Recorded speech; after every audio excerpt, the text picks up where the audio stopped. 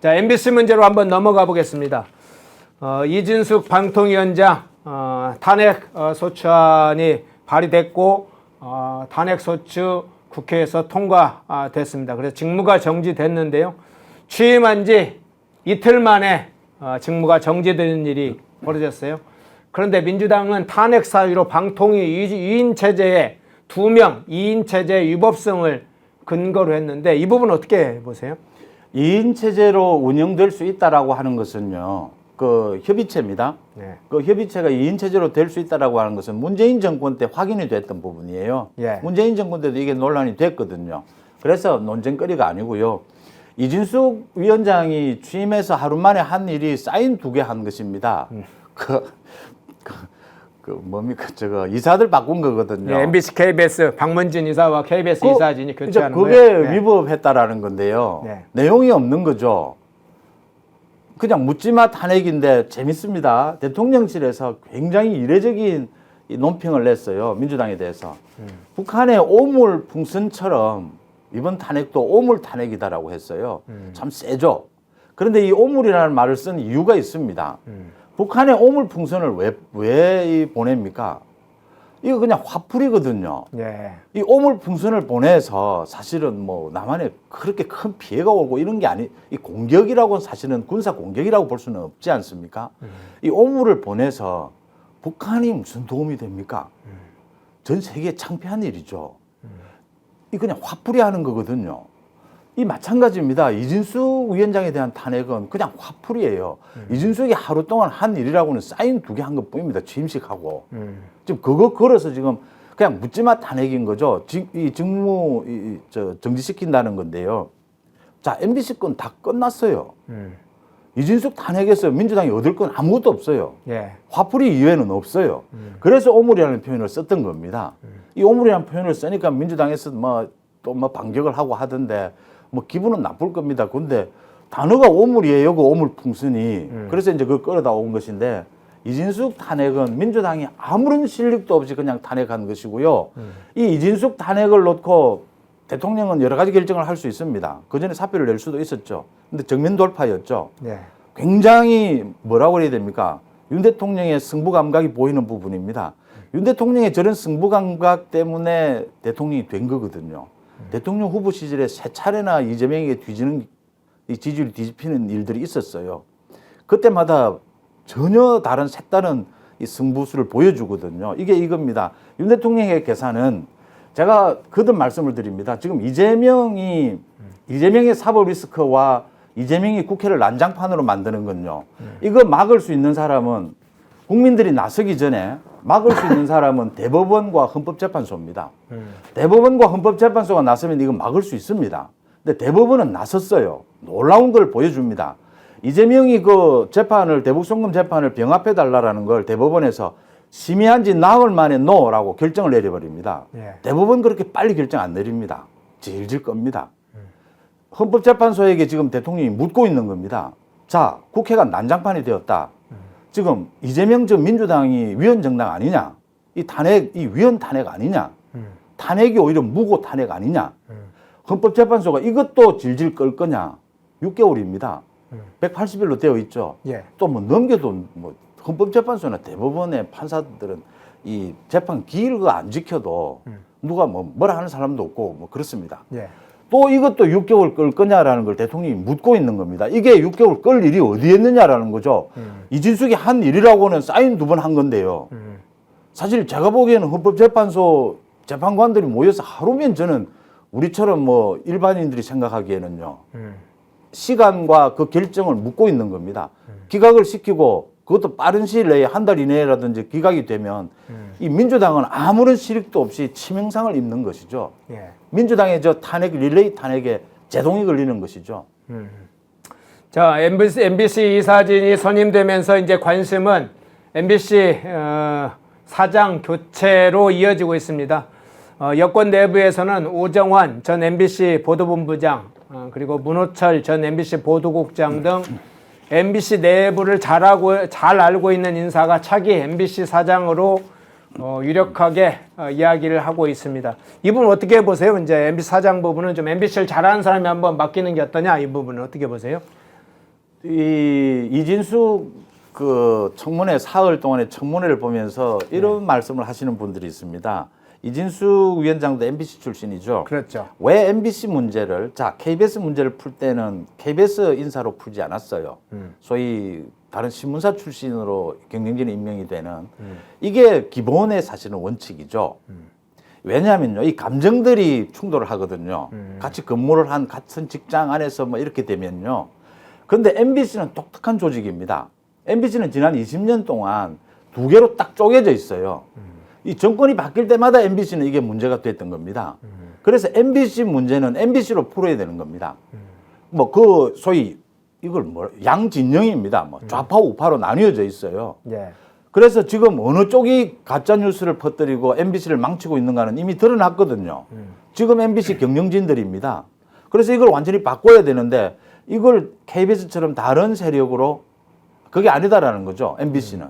그 지난 문재인 정권 때 또 그 전에 이 처참하게 이 뭐라고 해야 돼 피해를 입었던 MBC 인사들로 가지고 이걸 바꾸는 것이 맞다. 지금 그 이야기거든요. 그래서 이진숙이 그대로 정면으로 나간 것이고요.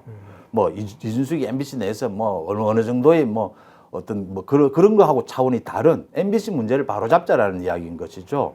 자, 12일 이제 박문진 이사들이 퇴임하지 않습니까? 예. 다는 아니고 6명이죠. 퇴임을 하면 그 6명으로 회의도 할 수 있고 결정도 할 수 있거든요. 이번 달 말 다음 달 초까지는 MBC 경영진이 바뀔 것이라고 봅니다. 예.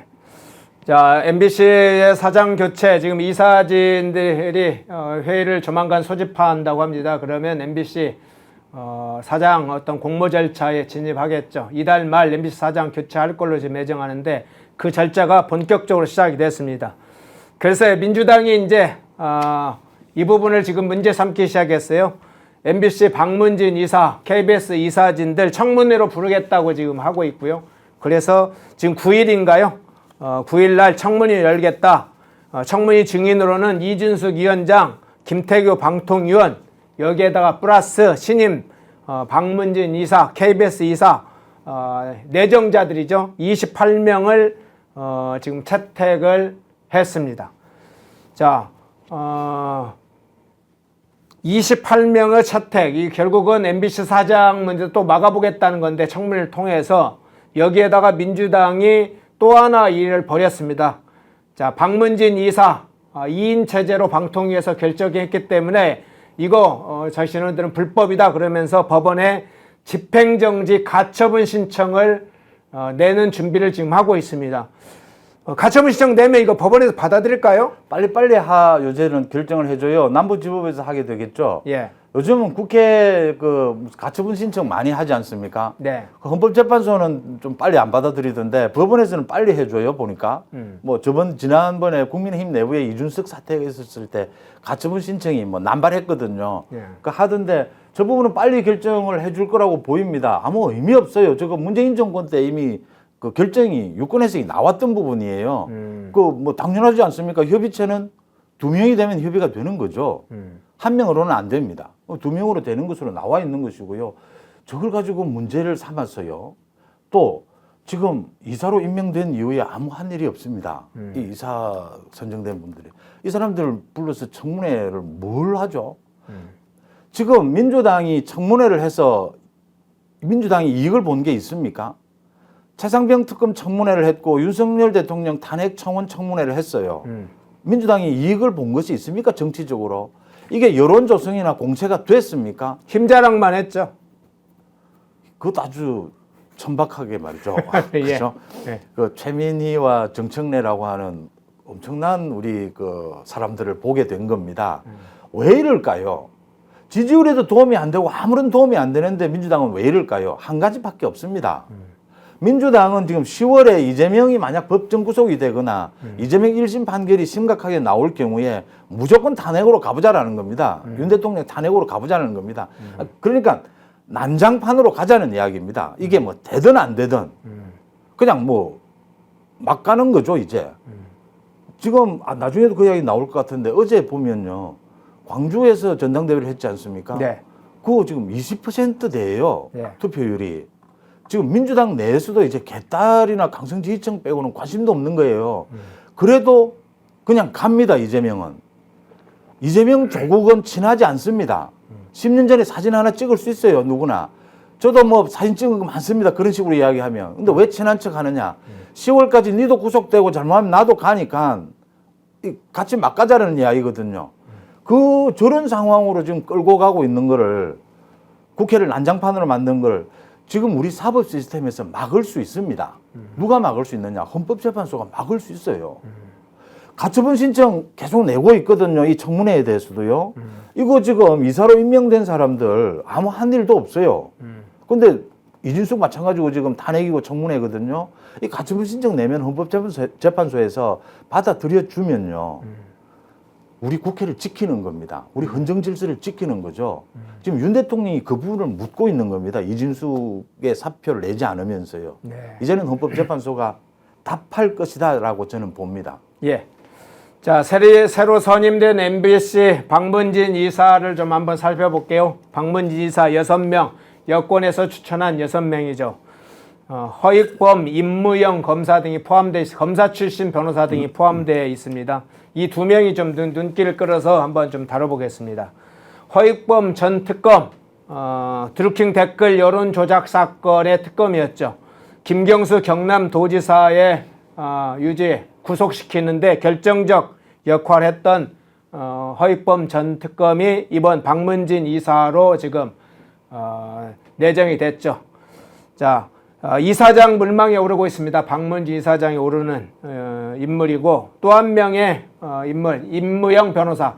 여기 PNN의 방송에 정기적으로 패널로 참여를 했었죠. 저녁 오후 6시에 김진기 과거에 있었던 기자가 했던 방송, 지금 이제 최대현 전 부장이 하는 6시 뉴스에 임무영 변호사가 자주 출연을 하죠. 그래서 여러 가지 법적인 문제에 대한 자문 겸 패널로서 역할을 해왔는데, 이 임무영 변호사가 2020년 검사직에서 물러나면서 검찰 내부망 2+의 공수처 법안이 민주당 주도로 통과된 것을 강하게 비판했던 그 임무영 변호사가 이번 박문진 이사로 지금 됐습니다.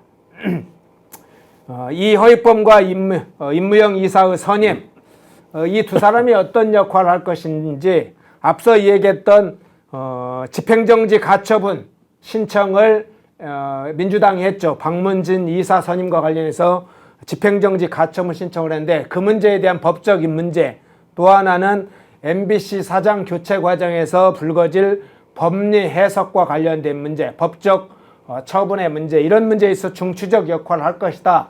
좀 이런 분석이 있거든요. 어떻게 보세요? 그렇게 봅니다. 예. 그래서 검사 출신이고요. 법리에 밝은 사람들로 이 임명을 한 것이고요. 특히 허익범 특검요. 예. 이 대단한 사람입니다. 이 잘 오래돼서 기억을 못 하실 텐데요. 문재인 정권의 서서히 펄을 뗍니다. 자, 김경수는요, 문재인이 뭐 눈에 넣어도 아프지 않을 사람이에요. 그리고 그 문재인의 당선을 위해서 여론 조작을 했던 겁니다. 이 서서히 푸른 상황에서 특검 수사를 한 겁니다. 어떻게 했습니까? 자료 아무도 안 줍니다. 검찰도 뭐 어디나 전부 외면합니다. 그 방해를 뚫고 이 드루킹을 밝혀낸 사람이에요. 와, 그래서 그 당시에 정치권에서 대단하다라는 이야기가 나왔거든요. 그래서 오랫동안 뭐라고 그러죠? 뭐 잊혀져 있다가 예. 이제 이번에 이제 등장을 했는데 상당히 큰 건으로 등장을 했어요. 예. 상당히 골치 아픈 건으로. 사실은 박문진 이사장이 골치 아픈 자리이긴 하죠. MBC 문제는요. 예. 이 MBC 문제를 MBC의 손에 맡기는 이유가 있습니다. 이 어마어마한 조직입니다. 이 MBC라는 방송국 조직이 전국에 걸쳤어요. 이게 같은 사람을 아까 좀 전에도 말씀드렸는데 같은 조직을 맡기면 이게 감정부터 충돌합니다. 이번에 이진숙 그 청문회 보시면요. MBC 내부에서 나온 자료가 아니고는 도저히 알 수 없는 모든 자료가 다 터져 나옵니다. 이거 알고도 한 거죠. 이 뭐 삭삭 끌고서 다 주는 겁니다. 이게 지금. 예. 이거 허익범 특검은 뭐 그 정도의 활약도 한 만큼 그 당시에 이렇게까지 기대를 못 했거든요. 김경수는 계산했을 겁니다. 문재인과요. 이거 여기서 털고 가자. 그때 9일인가 지금 원내대표가 단식했지 않습니까? 그거 받으면서 문재인 정권 때 이거 터는 게 더 이익일 거라고 본 거죠. 그런데 허익범이 그걸 잡아낸 겁니다. 놀라운 것이었죠. 그래서 결국은 재판 끌다가 김명수 3년을 끌다가 그 2년형을 확정이 됩니다. 그런 허위법인이만큼 이 활약이 기대가 된다 이렇게 보입니다. 방통위나 이런 방송 관계에요. 법조인 검사가 많이 임명된다라는 것을 비판적으로 보시는 분들도 있는데 방송이나 이 통신의 사업 개념으로 보면 그렇게 생각하실 수도 있습니다. 통신 분야를 본다면요. 예. 그런데 방송도 그렇고 통신도 그렇고 가장 기본적으로 규제 단속이 지금은 급선무입니다. 규제 단속부터 되고 무슨 뭐 산업의 부흥, 진흥이 나오는 거죠. 지금 가짜 뉴스만 생각하시면 됩니다. 엉망진창이 되어 있습니다. 지금 방송 환경이요. 예. 이거 바로 잡는 건 법조인들이 잘하지 않겠습니까? 그런 부분을 이해를 해주시면 좋겠다 봅니다. 예, 허위법 전 특검의 역할 기대되는 부분을 좀 살펴봤습니다. MBC 사장 교체 그리고 공영방송 이사진들에 대한 민주당 청문회 개최 이것을 포함해서 좀 다뤄봤고요. 자, 오늘 이루어지는 중요한 국회에서 이루어진 문제 한번 다뤄보겠습니다. 노동관계조정법, 노동조합법 제2조, 3조 개정안을 핵심으로 하는 일명 노란봉투법이 오늘 국회 본회의에서 다뤄질 예정인데요. 지금 강제적으로 민주당이 밀어붙이고 있죠. 국민의힘 필리버스터가 3일 자정으로 인해서 종료가 된 시점인데 오늘 본회의 표결이 예상되는데 일명 노란봉투법이라고 불러주고 있죠. 사실은 이제 노동조합법 제2조, 3조 개정안이 핵심 내용인데 이 부분 노란봉투 어떻게 평가하세요? 이게 왜 노란봉투법이냐부터 제가 설명을 간략하게 드리겠습니다. 예. 2014년이었죠. 쌍용 자동차 그 파업이 있었습니다. 그래서 이 불법 파업이어가지고 47억 원의 손해배상이 이 재판 판결이 나왔어요. 예. 그러니까 이 노동자들의 47억 원 이걸 보전해주자라는 의미로 뭐 시민들 이 소위 그 노조 쪽입니다. 거기에서 돈을 모금을 한다. 그게 노란봉투로 모금을 했다라고 해서 노란봉투법이다 이런 단어를 씁니다. 예. 그러니까 이 불법 파업을 하면 손해배상을 청구하는 것은 당연하죠. 근데 이게 불법 파업이 아니고 이 사용자의 책임도 좀 있다. 자, 노조가 불법 파업을 했습니다. 그러면 이 교통사고와 똑같습니다. 교통사고 일어나시면 거의 대부분이 몇 대 몇입니다. 손해배상은 언제나 이렇게 됩니다. 불법 파업을 해서 얼마만큼 손해가 났느냐, 몇 대 몇이 됩니다. 100대 0은 잘 없어요. 교통사고도 그렇지 않습니까? 네네. 이제 이런 게 논란이 되기 때문에 이 불법 파업에 대한 손해배상을 최소화시키기 위해서 사용자의 폭도 넓혀주고 불법 파업이다라고 하는 이 폭도 좁혀주자라는 게 지금 이 노란봉투법입니다. 이게 10년이 넘었습니다. 이게 쌍용 자동차 건이 있었고요. 2022년에는 대우조선 건이 또 터졌어요. 그거는 이 47억이 아닙니다. 500억입니다. 그 소위 크레인을 점거했어요. 이렇게 되면서 이 민주당이 민주노총에 빚지고 있는 겁니다. 10년 동안. 이 민주노총이 빚쟁이에요. 자, 노란봉투법 해내지 않으면 너가 요구해 주는 거 안 해준다. 민주당이 지금 이 만약에 윤 대통령에 대한 탄핵을 하려면 민주당이 할 수 있는 방법은요. 예. 지금 국회 깽판 쳐서 못 치깁니다. 국회 깽판 치든지 말든지 국민들 관심도 없어요, 이제는. 거리로 나와야 합니다. 민주당이 거리로 나오기 위해서 필요한 조직은 민노총 조직입니다. 민노총이 아니고서는 불가능하거든요. 이 거래하는 겁니다. 지난해 말에 노란봉투법 꼭 그대로입니다. 대통령이 거부권 행사했어요. 그 전에 문재인 정권 때도 2차례인가 대통령이 거부권을 행사했어요. 이거 지금 쇼하는 겁니다. 이 노란봉투법 말이 안 된다는 걸 알고 있어요. 그냥 윤 대통령이 거부권 행사할 거니까 또 내는 겁니다. 그러면서 민노총이 이야기하는 겁니다. 우리는 내는데 대통령이 자꾸 거부권을 행사하네. 그러면 민노총은 다 알죠? 민노총도. 민노총 지도부도 지금 이거 서로 핑계대고 있는 겁니다.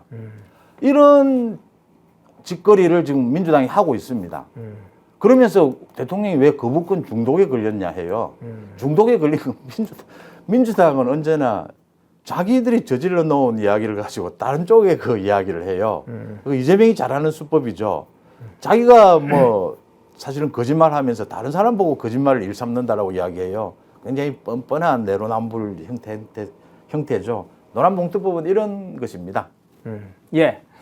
노동조합은 원래 노동조합법에 노조가 합법적인 쟁의행위를 할 경우에 기업에 피해가 발생해도 손해배상 책임을 지지 않도록 보호장치가 되어 있습니다. 그런데 이번 노란봉투법, 노동관계조정법에 개정한 내용 중에는 불법 파업을 하더라도 손해배상이 발생할 경우에 노조에게 책임을 지지 않도록 하는 조항들이 있는 것이죠. 또 하나는 원청과 하청이 있는데 하청에서 발생한 일이 분규라든가 사업자 문제가 생기면 원청 사업자가 책임을 진다. 이런 문제가 있는 것이죠.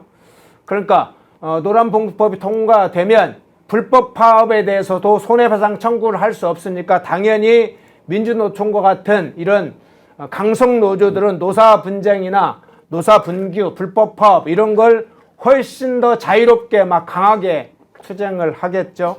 그러면 대기업 노조들이 이렇게 자신의 노조 권력을 강화하기 위해서 불법 투쟁을 하게 되면 산업 현장은 어떻게 됩니까? 당연히 생산이 잘 안 되겠죠. 지금은 대기업들은 국제 경쟁 하에서 싸우고 있는데 기업들이 경쟁력이 떨어지고 일부는 도산하는 일도 벌어지겠죠. 이런 문제는 상식적으로도 알 수 있고 민주당이 사실은 이 문제를 모르지 않을 거라고 봅니다. 상식적으로. 그런데 앞서 조금 설명을 해주셨는데 그런데도 불구하고 이 노란봉투법을 밀어붙이는 노림수, 그 근본적인 이유는 어디에 초점이 있다고 봅니까? 10년간 계속된 민주노총의 그 빚을 예. 갚아라는 이야기입니다. 민주노총의 빚을 갚는 거다. 그런 차원이에요. 예. 그냥 이건 이권 카르텔의 민원이죠, 민원. 이걸 이런 게 한두 가지가 아닙니다. 이 간호사법도 그렇고요. 네. 그 지금 민주당이 나쁜 점이 이런 겁니다. 그 자신들의 민원 있죠. 민원을 법으로 만들어 가지고 민원을 가지고 만들면 안 되지 않습니까? 법은 한번 만들어지면 5천만 원을 규제하는 거죠. 그래서 이 법은 만들면 안 된다는 걸 자기들도 알고 있어요. 그런데 윤석열 대통령이 거부권을 행사할 거니까 만들어 그냥 자기들은 생색내는 겁니다. 우리는 해주려고 하는데 윤 대통령이 반대해서 거부권을 행사해서 안 된다. 지금 이런 식입니다. 그 노란봉투법은 방금도 설명하셨는데 이거 좀 복잡하거든요. 조선이나 자동차에 가면요. 원청에서 하청 계속 내려갑니다. 네. 지금 그 구조 때문에 이런 일들이 생기는 거거든요. 손해배상. 그 부분이 있어서 이건 민주당도 이건 법이 안 된다는 걸 알면서도 그냥 민노총의 이권을 보장해주는 그 부분입니다. 민노총에 그러면 왜 이권을 보장해 주는지 문제가 조금 관심사인데요. 그러니까 과거의 광우병 파동이라든가 지난 박근혜 대통령 탄핵 시기에도 사실 촛불 민심 이렇게 이야기하지만 대규모 시위로 전화될 때 보면 민주노총이 좌파 진영의 가장 큰 세력이니까 민노총이 막 대거 동원돼서 5만, 10만, 20명 이렇게 동원되면 대규모 집회로 이어지고 있기 때문에 이재명의 지금 처지에서 볼 때 또 그리고 윤석열 대통령 탄핵을 지금 목표로 하는 걸 볼 때 민주노총에 지금 그걸 원하는 겁니까? 우리가 지금 이런 걸 해줄 테니까 너희들이 과거에 광우병 파동이나 박 대통령 탄핵 때 했던 그런 것처럼 우리한테 정치적인 성과를 줬던 것처럼 또 나서달라 뭐 이런 것에 대한 일종의 먹잇감을 주는 겁니까? 그렇죠. 시점이죠. 예. 그 아주 예리하게 지적하셨는데 왜 지난해 말에 이거 한번 했던 거를 그 이 시점에서 갑자기 또 노란봉투법을 또 들고 나올까? 지금 그 말씀이거든요. 예. 왜 이랬을까요? 이재명 지금 민노총에게 부탁할 게 있는 겁니다. 그래서 이것도 한번 그러고 또 넘어가자 이 이야기입니다. 민노총이 지도부가 있고 산하가 있지 않습니까? 네. 제가 지난 시간에 말씀드렸는데 저도 어쩔 수 없이 과거에 민노총에 방송사 근무를 하면서요. 가입이 돼서 제가 노조비를 낸 적이 있는데 예. 이 돈은 엄청나게 모이지 않습니까? 뭐라도 해야 됩니다. 돈 못 쓰거든요. 예. 건수 만들어야 됩니다. 소위 광화문 아니면 국회 앞에서 뭐 시위라도 해야 됩니다. 할 일 없으면 민노총이 가장 답답했던 게 그 코로나 때문이라는 거 아닙니까? 코로나 때문에 이 집회 시위를 못 하니까 돈 모여 있는 돈을 못 쓰는 겁니다. 자, 지금 대한민국에서 가장 거리에서 조직력을 발휘하고 전투력을 발휘할 건 민노총밖에 없어요. 그러면 이 민노총이 지금 요구하고 있는 게 노란봉투법이 안 되면 그 많은 소위 이게 굉장히 적은 업체들요. 조선업체들이나 그 밑에 굉장히 힘든 사실은 노조원들이 많습니다. 민노총의 지도부나 민노총의 그 산별 노조들은요. 어마어마한 대기업의 좋은 노조원들입니다. 귀족 노조라고 5임금이에요. 불리죠. 그렇죠. 귀족 엘리트 노조. 그 지도부에서는 매일 생색내야 하는 겁니다. 그 사람들에게 노란봉투법을 윤석열 대통령 때문에 아직 계속 안 되네. 다음을 또 한번 기약해 보자. 이번에는 이 일을 한번 이 민주당을 한번 도와주자. 이런 식이 되는 거죠. 이 연결고리 구조에서 이런 지금 일을 하고 벌이고 있는 겁니다. 이거 뭐 뻔한 이야기입니다. 이거 좀 깨놓고 윤 대통령에게 거부권을 이 만약 윤 대통령이 받아들여버리면 어떻게 될까요? 그러면 민주당이 이러지 않겠습니까? 그 법리도 맞지 않는 그 법을 받아들이느냐고. 역으로 그런 일이 벌어집니까? 그래서 이걸 점잖게 코미디라고 표현을 하더만요. 바보들의 행진 코미디가 지금 펼쳐지고 있는 겁니다. 예. 윤석열 대통령이 김문수 경사노위원장을 노동부 장관으로 지명한 이유도 민노총의 이런 것에 대한 대비책이다. 이런 분석도 있거든요. 그 부분은 어떻게 보세요? 전체적이지 않겠습니까? 예. 김문수 위원장을 일단 윤 대통령이 굉장히 신임하고 있고요. 또 김문수 위원장이 이 국회나 전체적으로 김문수 위원장으로 인해서 노조 부분도 많은 부분을 해결하겠지만 내각의 무게감이 굉장히 가죠. 정치적으로도요. 예. 또 뭐 누가 봐도 지금의 보수 우파 쪽에서 가장 많은 이 경륜을 갖고 있는 사람으로 꼽히지 않습니까? 그런 부분 두루두루 생각을 해서 김문수 위원장을 발탁했다 이렇게 보입니다. 예. 또 말도 시원시원하지 않습니까? 내가 분기반장도 할까? 그것도 지금 보는 분들이 있어요. 그렇죠. 예. 이거 청문회 빨리 안 하느냐라고 말씀하시는 분들이 많더라고요. 예. 그 김문수 위원장은 저도 그 방송도 여러 번 같이 했고 과거에 그 옛날부터 잘 아는데 그 참 우리 보수 우파에서는 전투력으로 보면 김문수 위원장은 대단하죠. 이제 경험도 있고 해서 예. 아마 큰 역할을 할 거다 이렇게 보입니다. 예. 오늘 송원재 대표님 모시고 야전현 검사 투임, 김명수 권순일 문제 다뤄봤고요. MBC 사장 교체 문제 그리고 노란봉투법으로 지금 이야기되고 있는 노동관계조정법, 노동조합법 제2조 3조 개정안을 둘러싼 민주당의 의도, 민주노총을 이용해서 무엇을 하려고 하는지 그 부분을 좀 살펴봤습니다. 송원재 대표님 고맙습니다. 펜앤마이크 100만 예. 진심으로 축하를 드리고요. 다시 예. 한번 같이 하게 돼서 정말 영광입니다. 예, 고맙습니다. 200만, 300만 되시죠. 200만, 300만까지. 감사합니다. 고맙습니다. 모두가 숨죽이고 침묵하던 시절 펜앤마이크는 앞장서 자유와 민주를 외쳤습니다. 자유파 정권 탄생을 위해 싸웠습니다. 2024년에도 펜앤마이크는 쉼없이 달려갑니다. 민주주의 체제수호의 선봉이 되겠습니다. 왜곡된 대한민국 역사를 바로 세우겠습니다. 2024년에도 펜앤마이크를 응원해 주십시오.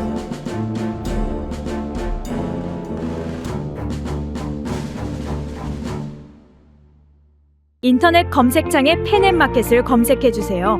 펜앤마켓은 펜앤드마이크 구독자분들을 위한 종합 쇼핑몰로 좋은 상품으로 온라인 최저가를 목표로 하는 마켓입니다.